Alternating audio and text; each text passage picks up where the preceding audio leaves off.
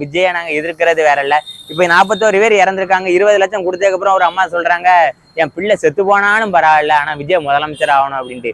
ஒரு அம்மா 2 பொம்பளை பிள்ளைய 2 பிள்ளைய கூட்டத்துல போய் சாவு கொடுத்த ஒரு பொம்பளை சொல்லுது, என் பிள்ளை செத்தாலும் எனக்கு பிரச்சனை, செத்தது ஒன்றும் பிரச்சனை இல்லை, ஆனா விஜய் மேல எனக்கு ஒரு துளி வருத்தம் இல்லைன்னு சிரிச்சுக்கிட்டே சொல்லுது.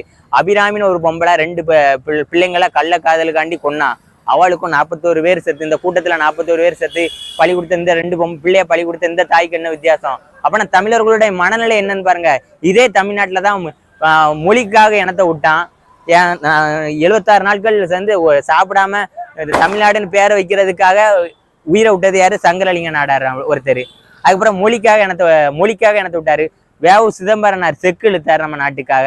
இப்படிப்பட்ட ஒரு சூழல் இருந்துட்டு, இப்படிப்பட்ட தமிழர்கள் வாழ்ந்த நாட்டுல திடீர்னு ஒரு சினிமா கூட்டத்துக்காண்டி போய் இத்தனை தமிழர்கள் இறந்திருக்காங்க. அதுல வேற ஒருத்தன் சொல்றான், டிவிக்கார ஒரு மானங்கட்ட பையன் விஜய் ரெக்கார்டு மேக்கர் அப்படிங்க. எதனால? 41 பேர் செத்தது இவனுக்கு ரெக்கார்டு மேக்கரான். இவனுடைய அரசியல் மனநிலை எப்படி இருக்கு பாருங்க.